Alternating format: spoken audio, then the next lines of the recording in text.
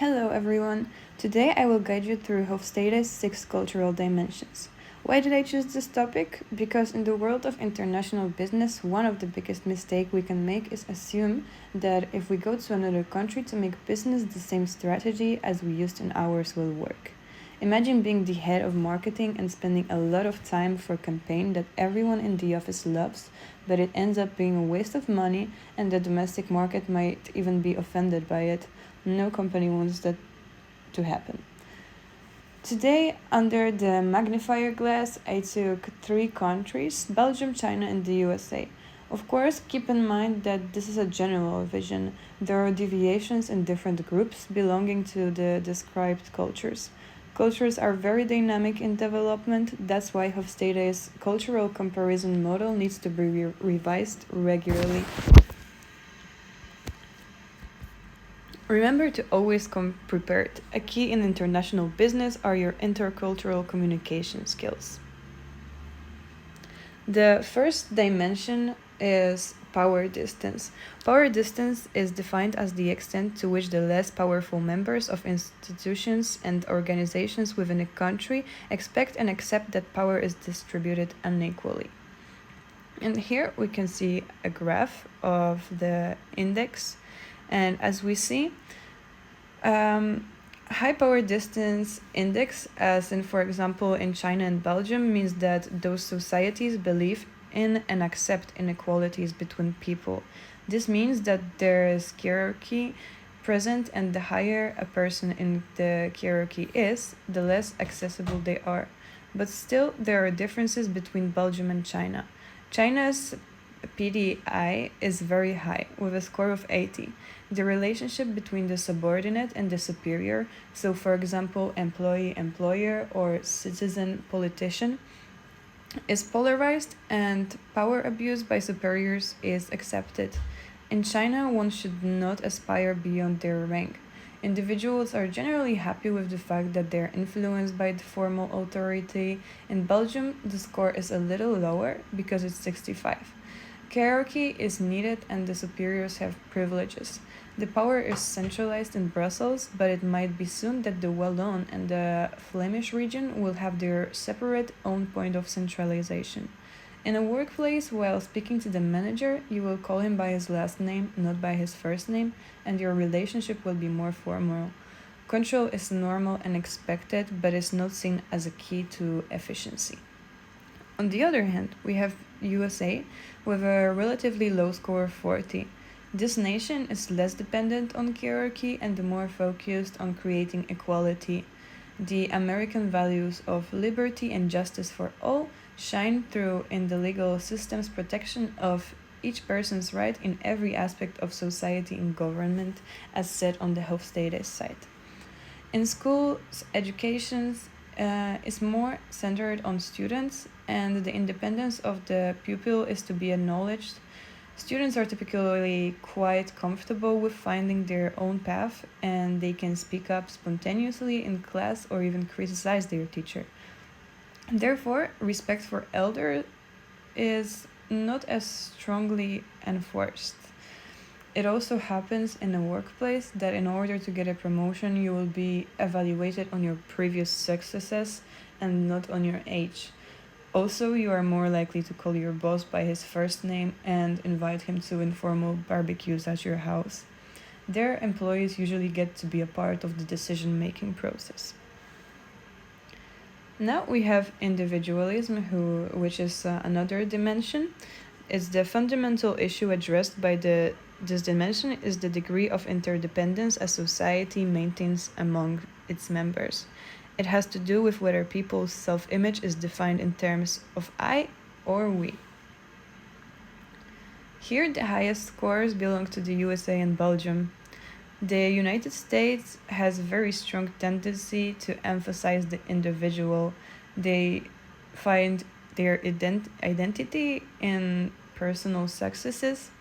What this means is that in the USA, an individual comes first to themselves. There's no sense of group responsibility. People will think about what actions will bring the best results for themselves, not keeping in mind that many others might get hurt, even in the literal meaning of this word. In Belgium, the score is a little lower because it's 75. This means that Belgians favor individual and private opinions, taking care of themselves and immediate family rather than belonging to a group. At work, they will not make friends to take care of, and they value their own autonomy in tasks. They love to use their voice, but in compilation with a high power distance index. In a workplace, they will not use it so directly towards superiors. We can notice a contradiction in this culture because while the Belgians need hierarchy, they are also highly individualists. That's what makes it hard for a new manager coming from other cultures to manage being the superior and distant from their subordinates, but at the same time giving an impression that everyone is equal even though they are not. On the other hand, we have China with a really low score of 20. This culture is highly collectivist. It means that people take care of each other in groups rather than of themselves. An interesting fact is that more than 70% of businesses in China are of a small or medium size and usually family owned or family controlled. Therefore, you are more likely to get a promotion if you're a part of a family. Employee commitment to their organization is low. Personal relations come rather before the tasks within the company. Then we have masculinity. A high score on this dimension indicates that the society will be driven by competition, achievement, and success, with success being defined by the winner, best in field. A value system that starts in school and continues throughout organizational life. A low score on the dimension means that the dominant values in society are caring for others and quality of life. In the sense of masculinity, the countries I took into consideration are on a rather similar level. The lowest score, which is considered intermediate, belongs to Belgium. Belgium scores 54 in this dimension. There, the decision process is slower so that both negotiating parties are heard, and the result is more of a win-win situation. Belgians are oriented to reaching a compromise. However, because Belgium is divided into parts, I will bring up an interesting fact. The Flemish region itself has a masculinity index level at 43, so it means that they are more a feminine culture. They would rather stay between the natives. On the other hand, the Wallon region has a masculinity index of 60, so they are masculine. They want to share the universal values and go beyond their own country to be a part of a global business. China, with a score of 66, is a masculine society. They are success oriented. The people are willing to sacrifice their families and free time in order to achieve success in the workplace. For example, beauticians will offer their services to late hours. Members of multi-generation farmer families will leave in order to find more successful jobs in the cities. To sum up, in China the so-called rat race is very present since early school years until the end of their lives. The US has only a little bit lower masculinity index than China. It is 62. This is a mix of high masculinity and high individualism. They live to work. Work is their main focus and they don't try to hide it. They are known to brag about their achievements. An interesting phenomenon is of white-collar workers, and after each substantial promotion, they will move to a more fancy neighborhood to show off their status.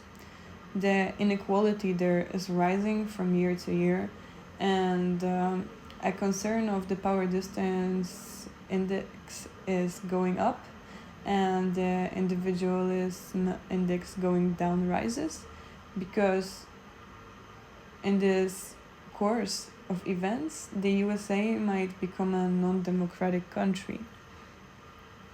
And now uncertainty avoidance.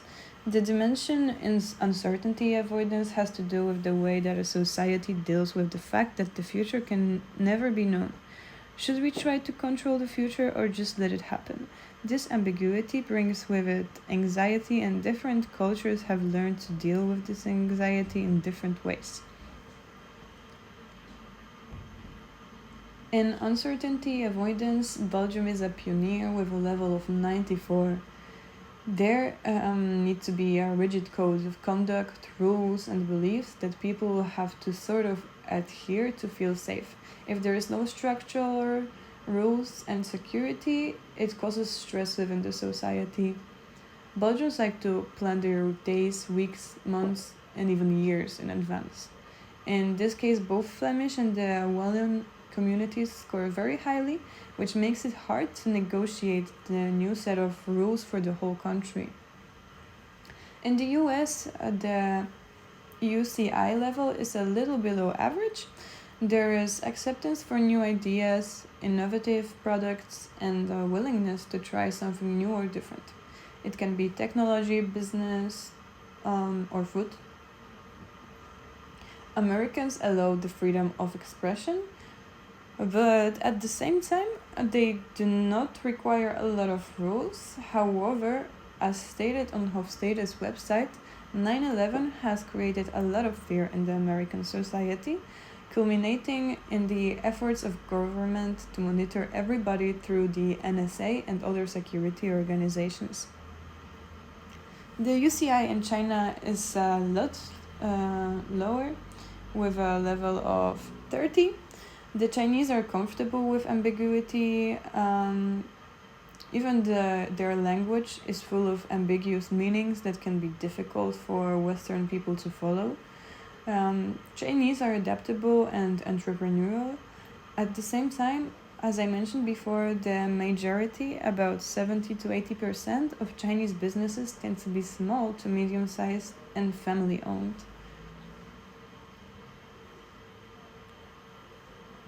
Then we have long-term orientation. This dimension describes how every society has to maintain some links with its own past while dealing with the challenges of the present and future. And societies prioritize those two existential goals differently. In long-term orientation index, China and Belgium are the leaders on a high level. China scores 87. This means that the culture is pragmatic. People believe that truth depends on the situation, context, and time. They are able to adapt traditions to changed conditions. They put emphasis on saving and investing. Belgium scores only 5 points less, so they are also pragmatic culture, and here's not really a distinction in definition from China. But the polar opposite is the long-term orientation index of United States, that is 26. Americans analyze new information to check whether it is true. Many Americans have very strong ideas about what is good and evil.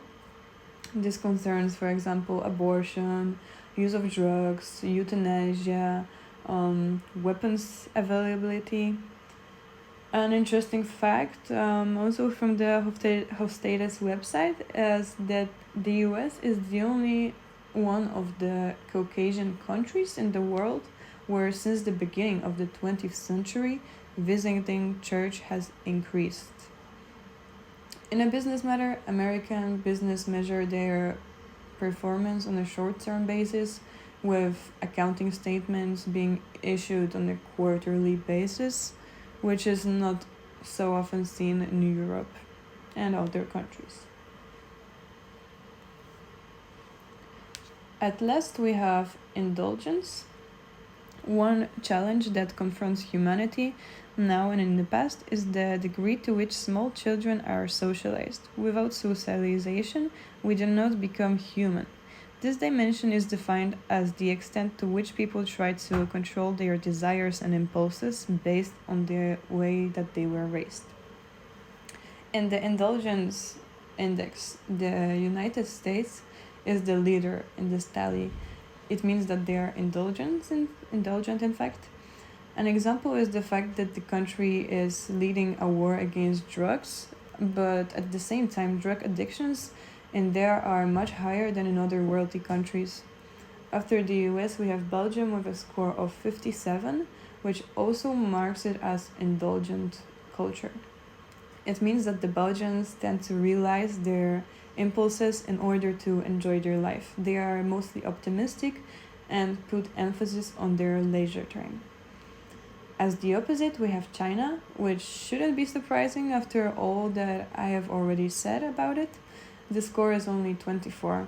Low score in indulgence index means that the society is rather pessimistic. As mentioned in the indexes before, Chinese people don't really care about leisure and prefer to sacrifice their life to work.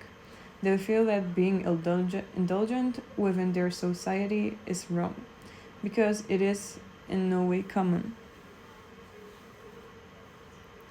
So, to sum up, I hope that it was an interesting presentation about the Hofstede's cultural dimensions, and I hope that it helped you a little to understand the differences between the cultures that you might have not realized before. And thank you for your attention.